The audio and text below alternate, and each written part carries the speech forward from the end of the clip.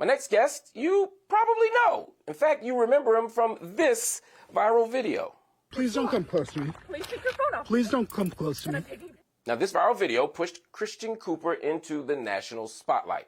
It shows him being racially profiled in 2020 in New York's Central Park by a white woman, Amy Cooper, who falsely accused him of threatening her life. He was actually just bird watching. Cooper has turned that negative experience into an opportunity to share his lifelong passion for bird watching with the world. The Nat Geo Wild series, Extraordinary Birder with Christian Cooper, takes viewers along for the ride as he puts himself in some interesting situations to learn even more about birds. Joining me now is the host of the Nat Geo show, Extraordinary Birder, Mr. Christian Cooper. My brother, it's so good to see you. Thanks for having me, Mark. Talk to me about this show. I'll be honest with you. I don't know a lot about birding as a verb. I like birds as a kid. I used to cut the pictures out of the encyclopedia, which obviously was a bad choice. I love to look at them when I go on vacation, but I don't understand birding. What is this show? How will I be exposed to the world of birding? Sure, and this is something that's really important for us because for too long, Black folk have not been engaged in birding, not in the numbers we should be.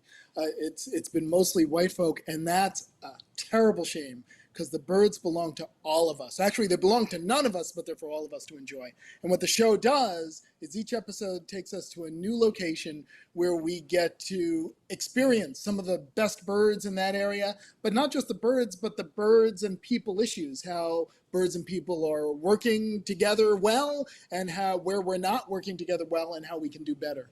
And so it's been a lot of fun to do it because I've been a lifelong birder, and this gives me a chance to go out there and bring these stories to all kinds of audiences, but particularly to Black and brown folk.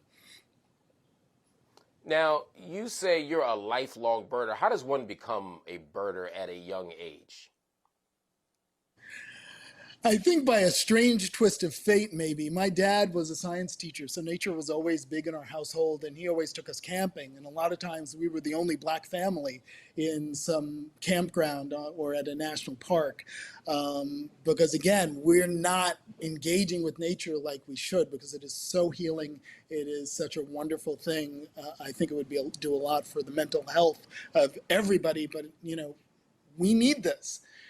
So, but my dad did that all the time, and just for some reason with me, it took the particular form of birds. I put a bird feeder up in the backyard, and I kept seeing all these birds with red on the wings that were otherwise all black coming to the feeder, and found out they were red-winged blackbirds, and that was it. I was hooked, and I just went on from there, learning more and more about birds.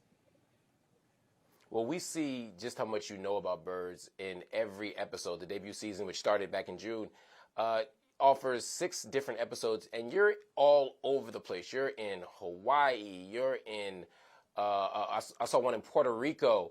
What's it like to be able to travel to pursue this love of birds? And what do we see in these different places? Well, it's great because I'm a stereotypical New Yorker in that I don't drive.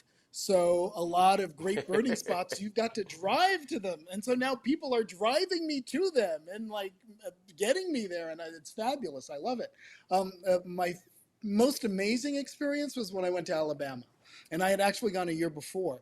And, you know, people may think, Alabama, wow. And certainly I, as a Northern person, you know, me and my family are all Northerners for a couple of generations. But you go far enough back in the history of any African-American family, and our roots are in the South. And my dad's family came out of Alabama, and I had never been. So going there for the show, I was able to recreate that experience of that first time a year before I had gone to Alabama, walking across the Edmund Pettus Bridge and recalling what happened on that bridge to us. And then making connections that you maybe wouldn't expect, like the fact that my family left Alabama and the Great Migration. I mean, that's exactly why we love the show. I mean, we're able to, and I hate to interrupt you, it's just that, you know, we have this opportunity to see you trace your family roots. We have an opportunity to see you travel the world. And you talk about not driving. You might not be a driver, but I see you kayaking through caves. I see you chasing bird killers. You taking us on an adventure.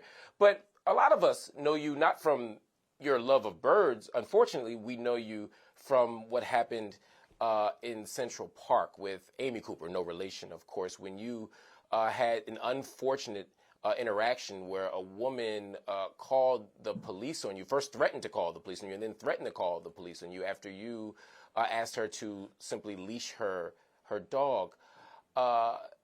Were you prepared for the national, maybe even international response, the outrage that emerged from that moment? No, I don't think anybody is. It just sort of happens, and then you've got to do the best you can with it. My reaction at first was, oh my God, I want to crawl under a rock until this is all blows over and I can get back to my life. And then I thought about it, and after talking to a couple of people, I realized that, you know what? If all these people are going to shove cameras and microphones in my face, I'm going to use it to say what I think needs to be said. And that was real important because George Floyd was murdered later that same day as what happened to me. And George Floyd can't talk about what happened to him. I still can. So that's why it's important. Christian, we're running out of time. I just want to ask you, have you spoken to Amy Cooper recently? No. Do you have any, in retrospect, different opinion on the position you took? You said kind of forgiveness, let's move forward. In retrospect, are you happy with the choices you made?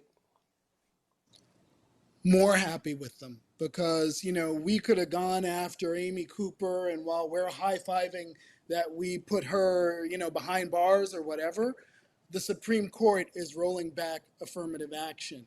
So, we need to focus on what really matters, the bias that really affects all of us, and focus on that and fight against that. Well, I think that you are on the right track. I happen to agree with you. As an abolitionist, I definitely didn't want to see her do any time for that, but I did think that you needed to be made whole, that's what restorative processes are about. And I hope you are whole. I hope you are healthy. I hope you are happy. By the looks of this show, though, you seem real happy, man. I love watching you in your natural habitat, as it were, and I love the fact that out of that awful incident, America got exposed to birding and the fact that black men do bird watch as well. Anyway, Christian, thanks so much black for hanging out men with us. and I black can't women. wait to watch. Yes, absolutely, absolutely. Black men, black women, black people, bird watch. And we're going to do even more of it now that we have this amazing show as a guide and a model for us. Everybody, make sure you watch The Extraordinary Birder with Christian Cooper. It's an amazing show. It's a wonderful series. And after you watch this season, all 6 episodes, we're going to get ready because he's going to get renewed because it's that good.